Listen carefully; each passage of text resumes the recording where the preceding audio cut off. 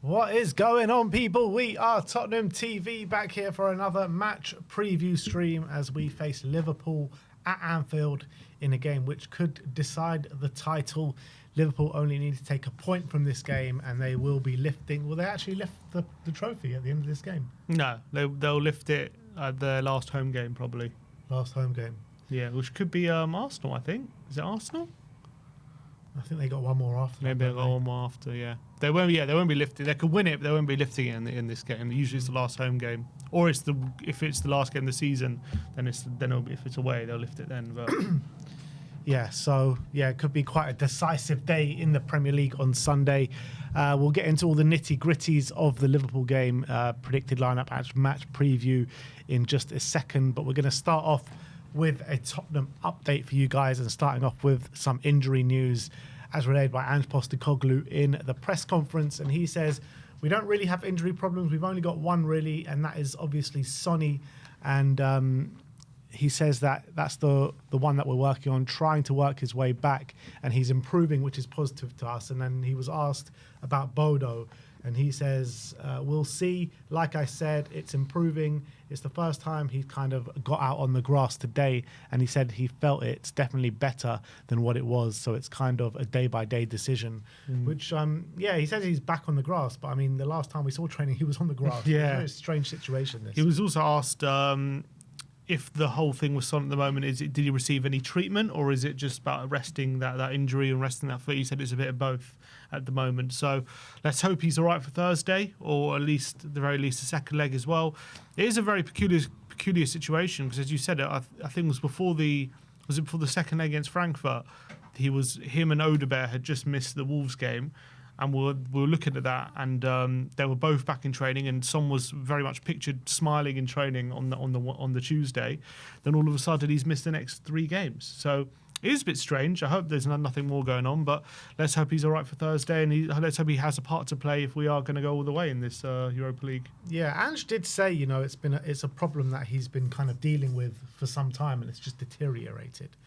And, we had that conversation, I think it was after the Bournemouth game, where he came off, he went straight down the tunnel. I think Southampton it, wasn't it? Southampton, sorry. He went straight down the tunnel, and then when he came out and he went to sit back down, a physio clearly came up to him and started checking him out, and was there for quite some time, just like, I don't know what they were doing. It was hard to see.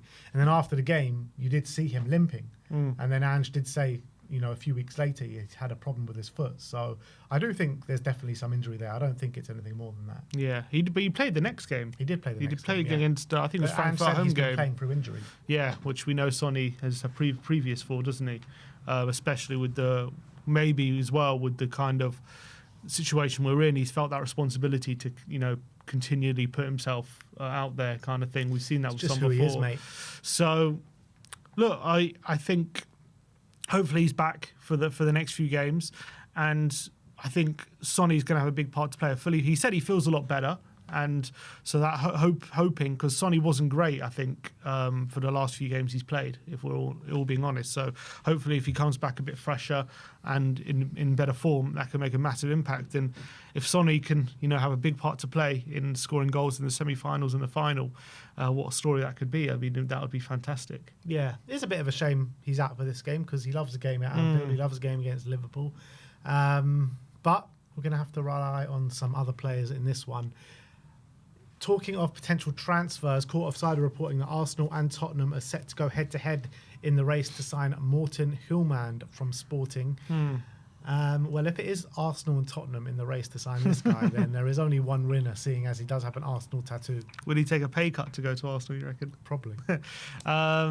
Well, it's interesting. I mean, I don't know how reliable that is, because there's now reports of Partey getting a new contract. So if that's the case, and as well, there's also talks of Zubamendi coming in. There's also talks of Zubamendi going to Real Madrid, though. Yeah, but the most reliable talk at the moment is him going to Arsenal. So if that's true and Partey's staying, and they've got Rice, I just don't see them adding Hjulmand to that. And they've got Marino as well, who's also a similar position. So maybe it's true. I like him. I think all I've really seen him is for Denmark. I mean, I don't like the fact that he's got an Arsenal tattoo, that's for sure. But from what I've seen from him for Denmark and bits in Sporting in the Champions League, definitely does seem like a really good player. don't know if he's the answer to our problems, though, in terms of if we're looking for a six. Yeah, I'm not sure. I think he's a very good player.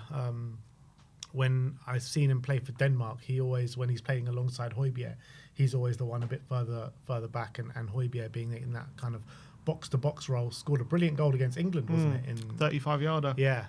So look, he's clearly a player of immense talent, a bit of a destroyer in the middle of the park, and I think it is something that we're very much missing in this squad, really. But with him having an Arsenal tattoo, and let's say he does sign for us, and then he starts against Arsenal, it's just so weird, isn't it? Like a Tottenham player having an Arsenal tattoo playing against Arsenal just don't sit right with me.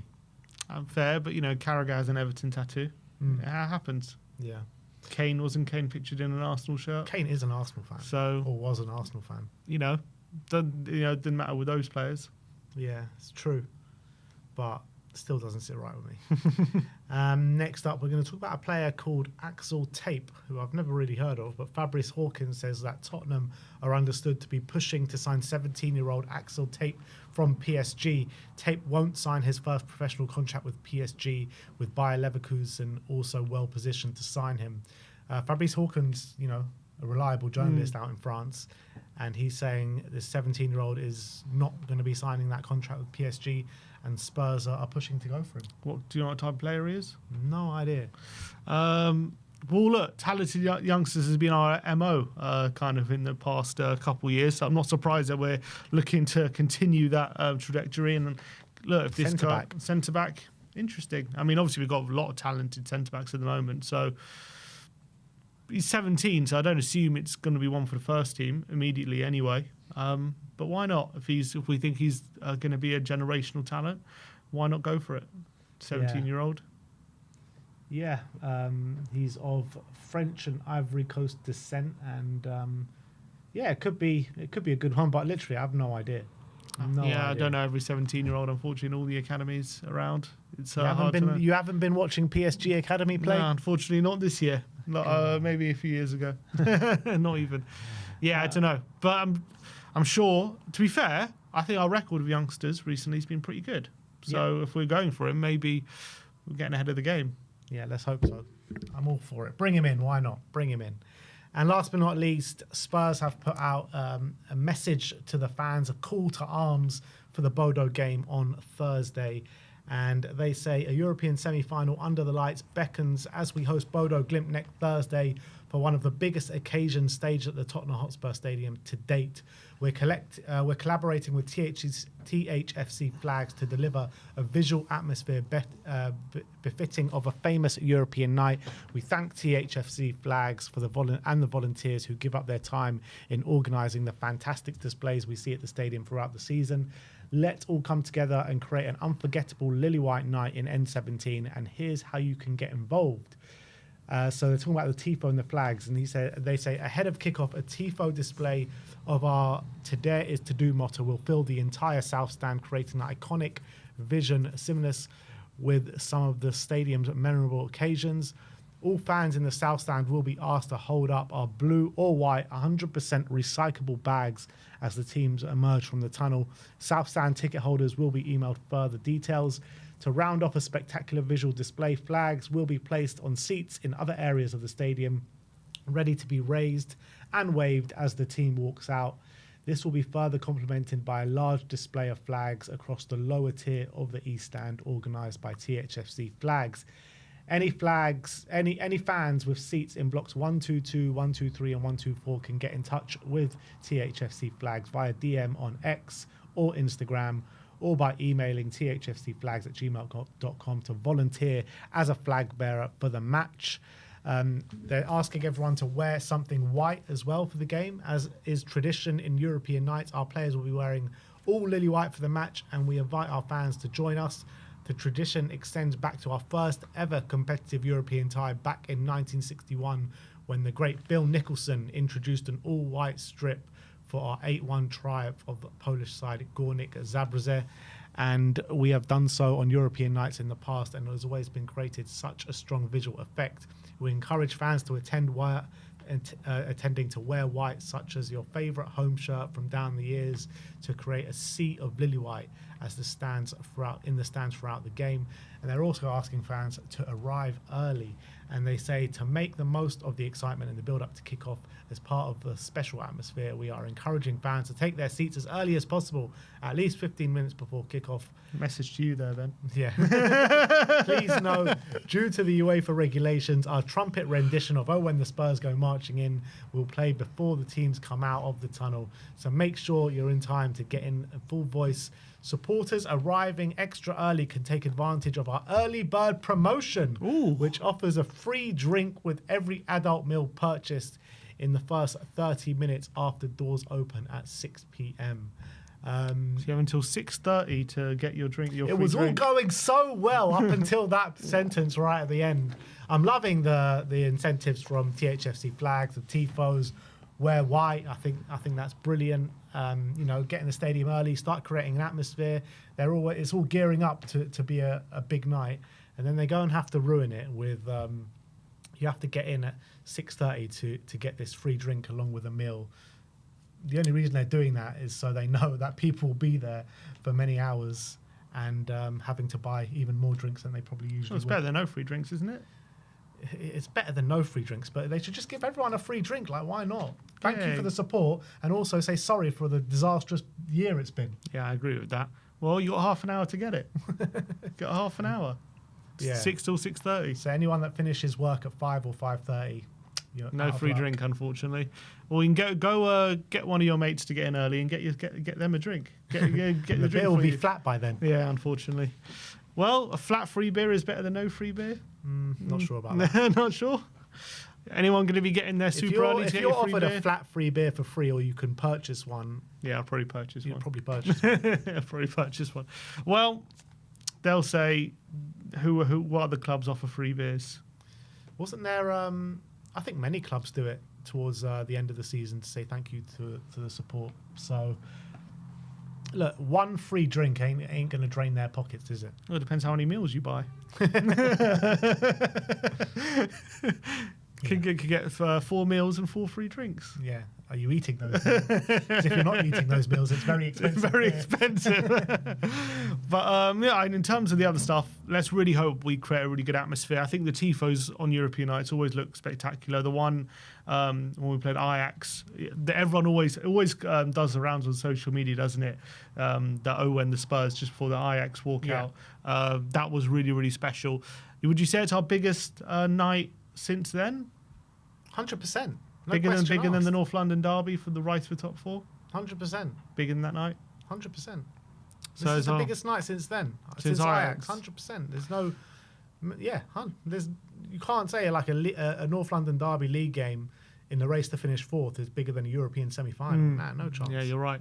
So it's a massive night, absolutely massive night. And it's mad to think in a season that we've had, so depressing, that we have, as you say, a night as big as, not as big, but the biggest night since the Ajax game 6 years ago, which is mad to think it's now 6 years ago. But so let's hope it's a cauldron of atmosphere. Let's hope we're the 12th man, and let's hope we create something special, and hopefully the flags and the tifo create an unbelievable visual, and I'm really looking forward to it.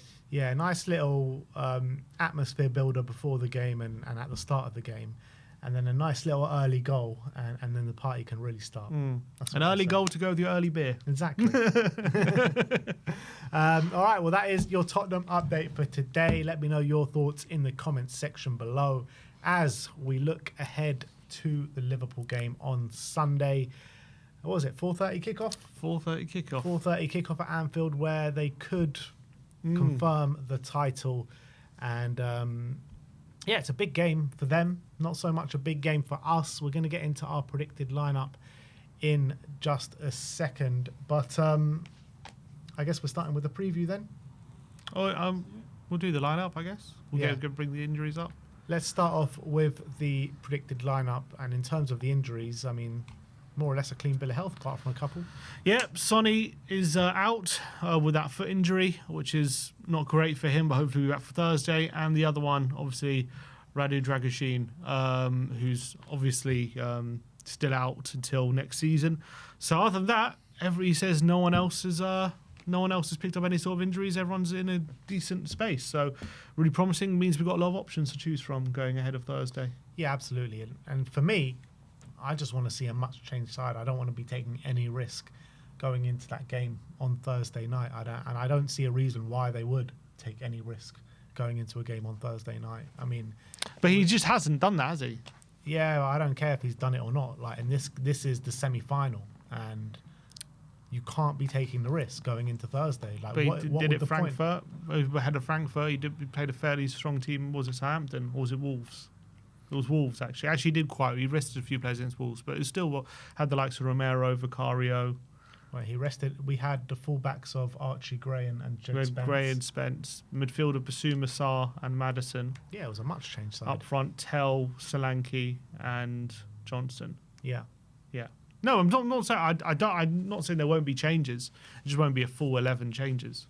Yeah, which I think it should be. I think as you get deeper into the competition, it means so much more. And this is a semi-final, guys. Like, nothing to be sniffed at, and we need to just wrap our players in cotton wool going into the game. So I would make 11 changes. I don't think Ange will make 11 changes, but I do think he'll make a host of changes, to be honest. And Well, we made 5 changes in the Forest game. yeah, So I think it'll be a few more. So, well, you reckon it'll be similar team to the team we played against Forest? I think, yeah, but even a few more changes, So, in my opinion. So in goal, is there a chance for Kinski? yeah. There's a chance. There's always a chance. Every Premier League game, there's a chance for Kinski, but he's been quite bullish on Vicario. I do think he's going to stick with Vicario from what we've seen. I think he probably. I think he should give Kinski a few run-outs. I just don't think he will. Don't think he will. So I think Vicario is going to play again in this one.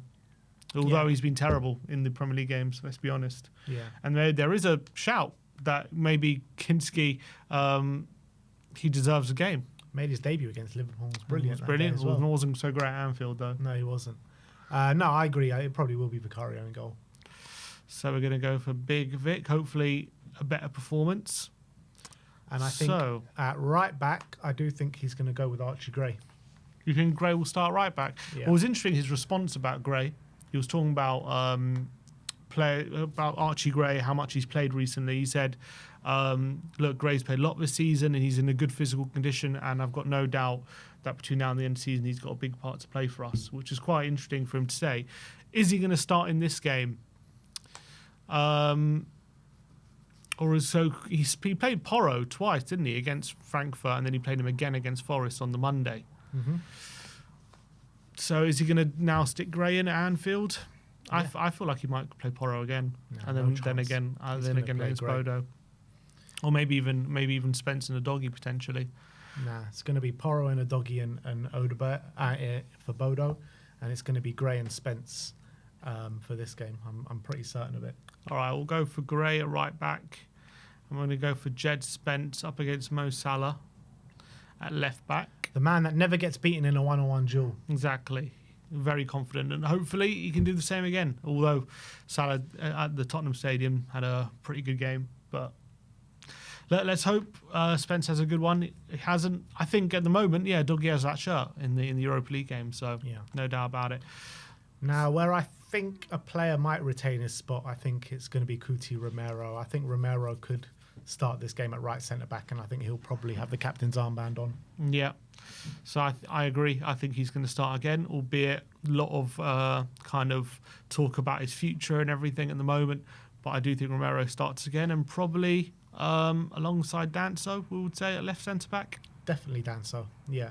And I think Danso, since he's come back, he looked a really solid option in the 2 cameo appearances that he's had.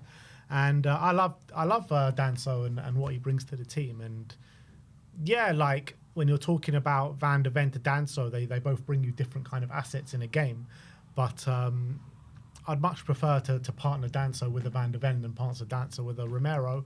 But I just don't think Van de Ven plays in the build-up to this Bodo game. So in the number 8 position.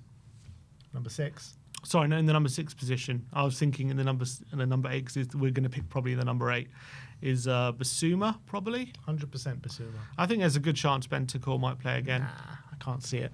I can see it because he's playing. I don't think he's going to just I guess he's going to make a lot of changes, but I guess he's going to make a judgment call about how fit these players are, because there's a week break into this game, then a 4-day break to the next game, so it's not like there's a very quick turnaround on either one.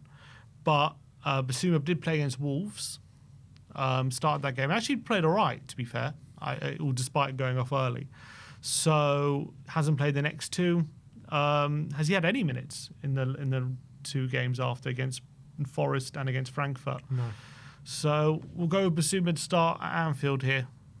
Yeah, I mean, it's no surprise that Bentancur is very heavily trusted by Ange Postecoglou, and the one game he didn't start is the Wolves game, which was in build-up to a big game for us in Europe.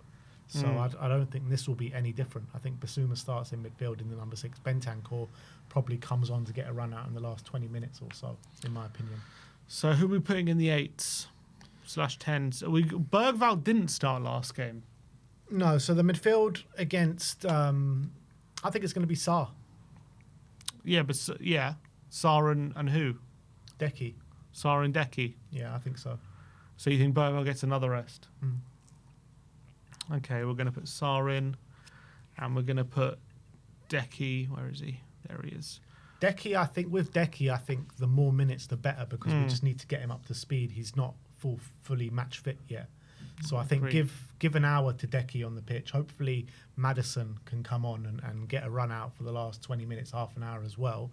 With Pape, I think he won't be starting against Bodo. So I think it gives a nice little more bit of respite to Bergvall. And, Bergvall's played so much football over the past few months, and Sarr, has played a little bit of football. So I think just go with Sarr, and I think that will be our midfield 3. I've got a feeling he might go Bergvall and Decky in the middle and play and start him, because he didn't start Bergvall last game. So could he play these 2 games? There's a good chance he could, I would say. Yeah, but it's just too risky. What if Bergvall goes down injured in this game? Like, just wrap these guys up. Wrap your most important players up in cotton wool. There is no need for any risk in this game. Yeah, I guess, look, as fans, that's what we want. But as the club, I don't know if it's always that simple. Look, you look at Arsenal ahead of the game against Ipswich. They didn't just rest everyone. They still played a fairly strong team. Mm-hmm. Sorry, again against Madrid. I mean, against Ipswich game. So these clubs aren't just going to rest everyone. I guess as a fan, that's probably what we want, because we're scared of them getting injured. But they also want to keep some sort of cohesion in the team ahead of a big game. Yeah, but there will be cohesion. It's not like there won't be cohesion. Like, we made these changes against Wolves, and then we had a very good game against Frankfurt. Yeah. But this is maybe even more changes potentially. Well, against Wolves weren't great. Anyway, all right. So what are we going for the front 3? So right wing, I think will be Brennan Johnson. You think Odegaard starts on Thursday? Yeah, I think so. What do you reckon? So Odegaard started against Forest and he was very good. So I'm not sure whether right now he's thinking Johnson will start on Thursday and then Odegaard will start on Sunday. But if Odegaard has a great game on Sunday, then he starts on Thursday. Or does Odegaard have the shirt now and Johnson starts to? Well, I think it's kind of what you want from your wingers on Thursday night, and I think we're going to be looking to be in the ascendancy and really attack that Bodo team. So I feel like he's going to want Odegaard on Thursday to really attack his fullback. I got a feeling Brendan Johnson might actually play the second leg, because he did a really good job against Frankfurt, like helping out Porro in terms of the defensive work, and I think he'll want a repeat of that in the away leg. But I think in the home leg, I think Odegaard starts. Yeah, I agree. I actually think Brennan's probably a bit better suited to this kind of game when we know Liverpool are going to really come at us, and maybe Brennan can find a bit of space going back the other way, whereas it's Bodo, they might sit a bit deeper, and it's better for Odegaard. So for me, I would rather Odegaard starts on Thursday. I'm just trying to think what Ange is thinking right now. I'm hoping I think we'll go with Brennan. We'll go with Brennan and start this game. So Brennan on the right. In the 9, I think it will be Richarlison. Yeah, I think so as well. Solanke in line to start on Thursday. Although, it will be Richarlison, but let's say he has another good game and scores. Does he have the shirt then for Thursday, do you think? I don't know about if he has the shirt, but I do think in Ange's mind, the way I look at it, in Ange's mind, Solanke just suits his system a lot more, and I think in Ange's mind he impacts the gameplay a lot more than just putting the ball in the back of the net. I wouldn't mind in the home leg starting Richarlison, and maybe in the away leg when you need a much better defensive performance to start Solanke. But I think the way Ange will look at it is start Richarlison in this game and Solanke in the next game. Yeah, if I was Ange, I'd probably do the opposite though in a way. I'd probably start Solanke in this game because I think he's probably no more needed in this game. And then on Thursday, I think when you want to get a big lead and you need kind of a guy who's just going to gobble up goals, I think maybe Rishi might be the better player for Thursday. Yeah, when you say gobble up goals, how many chances is he going to need? Yeah, well, hopefully the Bodo keeper doesn't have as good a game as Sells did, but he's the one going to be getting a lot more chances, isn't he? That's kind of, and that's what he was saying in his presser. He was asked about Richarlison, and he was asked what the differences are, and he says Rishi plays most of the game in the 18-yard box, and he just sniffs out chances and he impacts the game in that way. Solanke's a bit of a different player, and if that's what he's saying, I would very much rather Rishi start on Thursday. In that sense, because if we're looking for a big lead, he's more likely to be getting more goals. It'll be interesting. I think if he does go for Solanke, I think that does suggest Rishi will start on Thursday. That's what I would do, but I just got the feeling at the moment, I think right now he's probably thinking Solanke's still going to start on Thursday. Off the back of that, he'll start Richie on Sunday. But I do think if Richie does really well again and has a good performance and scores, I think there's a good chance he might start on Thursday. Richie loves goal at Anfield as well. He does. He scored a couple. It's 2-2 for us, isn't it, at Anfield? On the left-hand side, I think it has to be Tell, right? Well, there's only two options. It's either Tell or Mikey Moore, and I'd absolutely love to see Mikey Moore start in this game, but I just can't see it.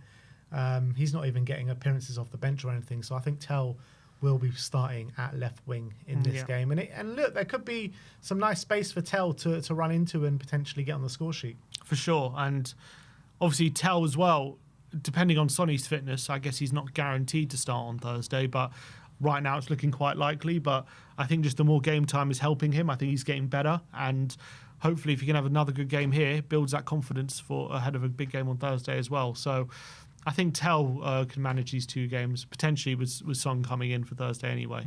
Yeah, I agree with that.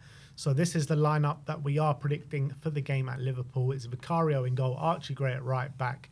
Left back is Jed Spencer. Back two of Kuti Romero and Kevin Danso. Bissouma, Sarr and Decky in the midfield three with Brennan, Richarlison and Tell in the front three. I think is that not exactly the same team that, well, apart from Decky, the exact same team we played against Wolves? Well, Decky and Danso. Davis played instead of Danso. Yep. And Madison. No, Madison. Yeah, Madison started ahead of Decky. Yeah. Yeah, I think so. Rishi didn't start, or Solanke. Rishi didn't start, so a few changes. So 3 changes, but you would say probably better changes when you look at the back. Danso, Kulusevski, obviously is Kulusevski, and Richarlison, is arguably playing better than Solanke at the moment. How many changes is this from the Forest game then? So we got Porro out, Van de Ven out, Bentancur out, and Brennan out. So 4 changes. 4 changes from the Forest game. Porro, Van de Ven, Bentancur, Odebear. Yeah, 4. 4 changes from the Forest game. Okay, that's what we're going for. Yeah. Well, I look at that team, and like that is a team we've, it's probably better than a lot of the lineups we've had this season. Yeah, absolutely. Yeah. Do you think that's a lineup that can go and hurt this Liverpool side? I would like to say yes. I think he can probably get a goal. Don't know if he can get any result, but I think it should be able to do something. But I think obviously it's a lineup. I don't know how much that lineup would have played together that often this season. But look, Rishi has a decent record there. Tell is getting better. Decky's getting more minutes, which is good. I just look at I'm not so sure about like Bissouma, Sarr, Johnson, that kind of side. I'm a bit worried about maybe Gray as well. That side of Johnson, Gray, Sarr, Bissouma, that kind of element. I think they might get cooked. We'll see. Fair. All right, so that is our lineup going into the game this weekend. Let's get into the match preview. And look, as we said before, it's a game that could be decider in the title race. Liverpool, all they need is a point to seal the title in this game. And do you think, like, the way Liverpool how do you reckon Liverpool are looking at it? Are they like, because they've been poor in recent weeks, do you think in this game they're just going to come out full throttle, being like, they know on this day they can seal the title, or they're just a bit calm about it, saying they just need 1 point in the next 5 games? It's going to come regardless. Yeah, I do think they're going to be calm about it, but I also think the fact that home to Tottenham, they know how we play. They know that they could batter us if they're really on it. They know that they've got basically 5 games to get that point anyway. I see them kind of going hell for leather to basically absolutely overwhelm us, and I think that's going to be the approach that I think. It's definitely been quite tense over the last few games for Liverpool.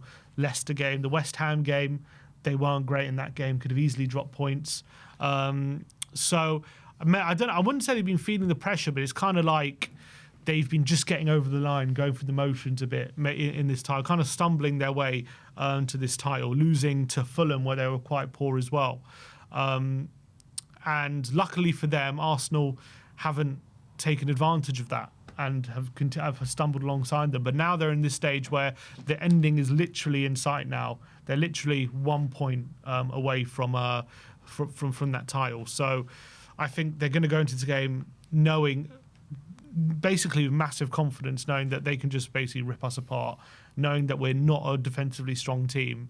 And they're going to go for it, which, might suit us in terms of them leaving the back door a bit open, but I think the tension might be lifted in this game. I get a feeling. And just Anfield will be like a mad noise, won't it? The atmosphere will be really intense in terms of Liverpool fans know they're literally just a point away from the title. It's going to be party mode from minute one. Like, win, lose or draw, even if they lose, it's probably still going to be party mode because they just know it's just 1 point away from the title. Yeah, I wouldn't say it'll be party mode if they lose, but I would say that they know they've won the title, and I do see it being a jubilant, buoyant atmosphere on Sunday for sure. It's going to be like a carnival atmosphere, I feel, with the title being sealed, and I'm sure they'll want to seal it in fashion. And I think they'll see us as, lambs to the slaughter, especially with the form we're on, the fact that we got a massive game on Thursday anyway. So I think they're going to be really up for this. Yeah, I agree. With Liverpool, though, like we just mentioned how they're not looking great over the past couple of weeks or even a couple of months, but they're still getting over the lines. They're still getting wins quite regularly. But what is it about these performances? What do you put it down to? Is it just a case of, didn't make any signings in the summer, didn't add to the squad, and they're just like running out of steam a little bit? I feel like going out, obviously they lost in the League Cup final, really disappointing result against Newcastle. Really disappointing performance. They just didn't turn up, did they? PSG, disappointing to go out the way they did. Weren't great over 2 legs. All decent in parts in the second leg, but the first leg, even though they won, very lucky to get away with a 1-0 win. Dominated. Second leg, really put themselves in control and they didn't take advantage. So I feel like now there's only the league left and they're so far ahead. It's almost as like they're expected to win it, and like they're just kind of going through the motions of these games because they're so far ahead. They know they just need to basically get these wins over the line and don't have to maybe play that swashbuckling football that they did kind of over the most of the season to get those wins. Whereas over the season, I think a lot of the time they've played some really good football.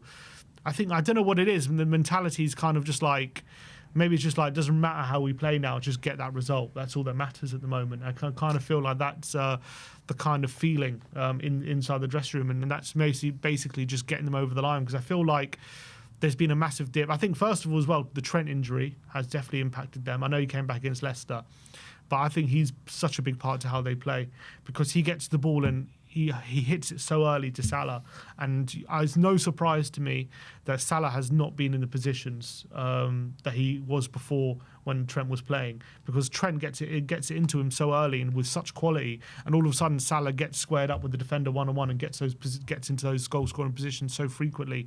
Without him, you've seen Salah be a lot more nullified, I feel, in these last few weeks. I think, first of all, Trent's back for this game, I think. Came off the bench, so I'm sure he's going to start. So that's also a massive part to it. But I feel like at the moment, it seems as though Liverpool just feel like we've got a job to do rather than we need to play a certain way or we need to kind of batter this team. It's just like we need to just get over the line and get these wins, and that's kind of the feeling. And I think you see it with a lot of these teams, even sometimes even with Man City. I know they usually kick into gear like later on, but a lot of sides, when the title is getting closer, they do tend to tense up a bit, and the games get a bit cagey when you're within touching distance of it. And maybe that's just what we're seeing with Liverpool. It's mad though with Salah because he hasn't scored since early March, since the Southampton game, and he was on track for like a record-breaking season in terms of goals. Like he could have beaten Erling Haaland's record with the rate that he was going at that moment in time. Now 27 goals with 5 games to go. Only the 27. No, yeah, but I'm talking about record. Yeah. Like Haaland was 35 is the record. Is it 35 or 37? It might be 37. I can't remember at the top of my head, but 35 or 37, regardless. Like a month ago, when he was on 27 goals with like 10 games to go, it was on track. Now it's kind of slipped away from him, and maybe it is that whole Trent thing why he has gone off the ball. Like this is probably Salah's quietest period in the whole season, and for sure. it's probably. Do you reckon, like with the whole Trent situation hovering over them, this has played a part of it as well? Not of him being out of the team, but of him leaving at the end of the season. Because there's been that whole negativity from the fan base as well about it. Obviously, Salah has signed on, hasn't he? Salah, and Van Dijk have signed on. I think it probably has put a bit of a cloud over everything. Nothing's obviously confirmed yet with Trent, but the rumours are he's going to be going to Real Madrid, and all the reliable journalists like Ornstein and Romano saying it's getting closer and closer without anything being signed, sealed, and delivered. But I think he's such a unique player. He's such a talent in the position that he is. You don't really find another player like him, and the fact that he's also a homegrown player, I think that must cause a bit of like anxiety in terms of next season. How are they going to replace him? How are they going to improve him? Because he plays such a significant role in their system and how they play. They basically, in a way, the system is built around him in some ways. The way he's allowed to basically drift into midfield and just dictate the play from that position, and basically gets a free role from right back. Only certain players with that quality are able to do that, and obviously he's one of them. And we're basically seeing at the moment how they're adjusting to not having a player of that quality in the team. And yes, they're still getting the results, but they don't look anywhere near as effective at the moment. And they are just about getting over the line. Maybe it's just with momentum and just look, they still have good players and a good team, so they can win these games even without playing that well. But I think Trent gives them that X factor at the moment, and he's a big reason. I 100% agree. He's a big reason why Salah was having the season he was having, and a lot of the time he was basically directly responsible for Salah getting in a lot of those positions and scoring a lot of those goals. So I think this current form and where they're at the moment, I think the kind of uncertainty over Trent isn't going to help. Not so whatsoever. And he scored. Maybe the fact that he's been back in the team will give him a bit of a shot in the arm in this game and towards the end of the season. But I also think they'll miss him more than people expect next season. Yeah. And like a stadium like Anfield, particularly if you've got like no motivation to play, like we have seen in a lot of the Premier League games over the past couple of weeks. I mean, maybe Nottingham Forest wasn't like that, but definitely going away to Wolves was a bit like that. And with the motivations that they've got to win the league, like I do fear like we could get battered here, to be honest. And yeah, I'm worried it could get ugly. It could get ugly, and it could get ugly pretty quickly. You know what it reminds me? It could be like, remember that game we played at? I mean, we've had a few batterings at Anfield, but the one that sticks out of my mind is where we went there under Sherwood. Like, was near the end. It was a similar stage of the season, wasn't it? And I think in that point, actually, we were like challenging for top four, but like we were outsiders, maybe like 6 points behind or something. And we just got out 4-0. We lost 4-0. We scored an own goal in like the first minute. Yeah, we just got absolutely battered, like from start to finish, making mistakes. We were just all over the place. And I've just got to worry it could be something similar to that. Well, the reality is, though, our record at Anfield is absolutely horrific. Haven't won there since the Van der Vaart days. Every time Ange Postecoglou's gone there, we've conceded 4. We conceded 4 prior to that with Ryan Mason as well. So the last 3 times we visited Anfield, we've conceded 4 goals. So that was a comeback, wasn't it? 3-0 down, yeah. We came back. Yeah. when Richarlison. And then gave it away. Yeah, we got famously memed. Yeah. So, how are we going to avoid conceding 4+ goals on Sunday? Yeah, I don't know if that's the achievement we're going for. Try and limit them to under 4. Look, Liverpool are just a great team. So I think if they're at their best, and if there we're are going great teams that we play better against, like Man City. You know, they're a great team, but we always seem to turn up when we play Man City. And to be fair, like we have had some good performances at Anfield, just not taking away maybe the points that we deserve sometimes. Anfield curse. It's the Anfield curse, and with our recent record there, conceded 4 goals the last 3 games. That, I guess, with no motivation, that is what we got to look for. Yeah. Even last season, obviously we were 4-0 down. We made a little late comeback. Made it 4-2. I remember we played quite well in those last few minutes. Could have even made it closer, but obviously it was when you're 4-0 down, a bit too little, too late. Obviously the game at Anfield this season was a disaster. In the Carabao Cup semi-final, obviously we had a host of injuries. We were still playing Gray at centre back, or was Danso's debut, or was it Gray and Danso? Centre back. It was Davis and Danso. It was Danso's debut, I think, and Tell making his debut as well. So it was just a very difficult. He came on in the first half, didn't he? Richarlison got injured. It was just a very difficult day, and we ended up losing quite heavily on that occasion. Conceded 6 to them this season as well. 6 at the Tottenham Stadium, 6-3. Another game where we were losing by a lot and then made a little comeback and wasn't enough. I feel like that's what's going to happen this weekend. Probably going to concede like 3 before 60 minutes, I would say. Maybe 4, and then score a goal or 2 towards the end. I guess the difference when you're playing a team like City and Liverpool is City they need control of the game, so they do everything so slowly. So I think when they're relying heavily on their technical ability, like we've got quite decent technical players, and physically we're not that much worse off than a team like City. But when you look physically against a team like Liverpool, they just overwhelm you, and that's why I think we go there and we absolutely bottle it, because City don't go there. I know they can do it because they're not a terrible physical team, but they try to pass you to death, whereas with Liverpool, usually anyway, and it was under Klopp mostly, it's like rock and roll, isn't it? It's like we're going to absolutely basically overwhelm you physically, and that's hard to counteract unless you're really up for the fight.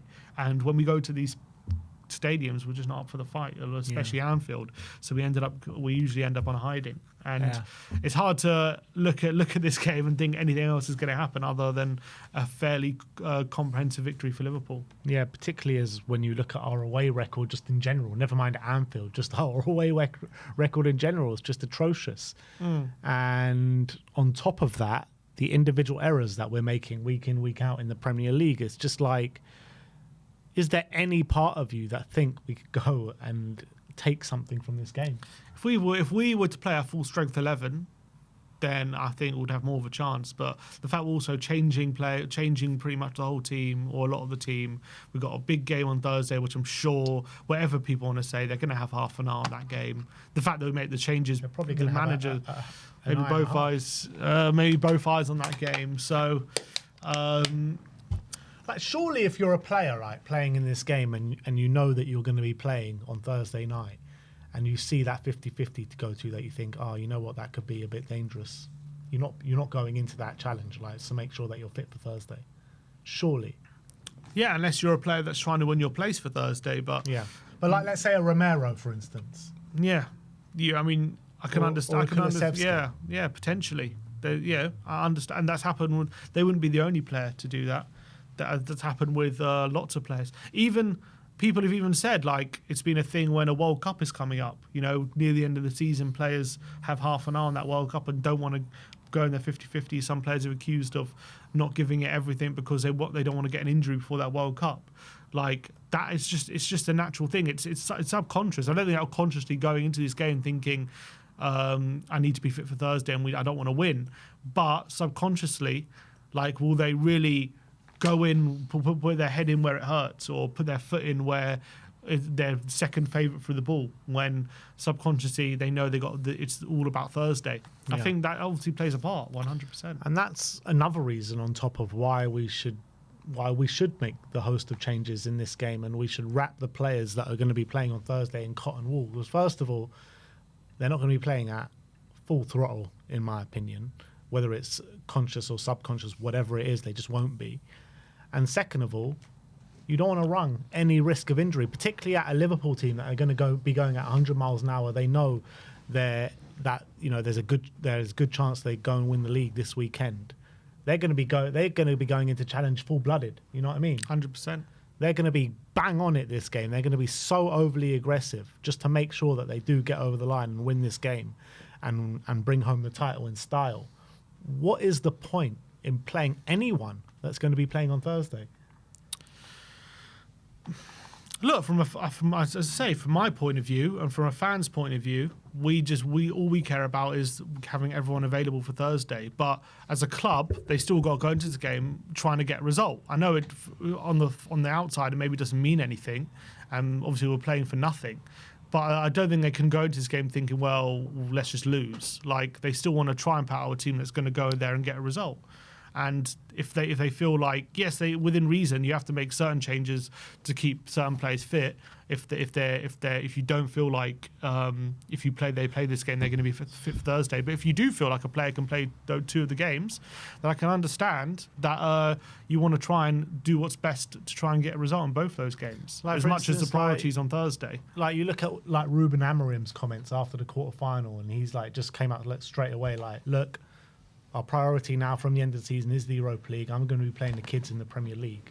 I think that's the right attitude to have, to be honest. Yeah, it probably is. I agree with that. As I say, as a fan's perspective, 100%. I think he is going to prioritise Thursday. But I think, what Amram said is, did he do that though? Did he not play one first team player? He did play a couple, but I mean, he did play some players that we've never even heard of before.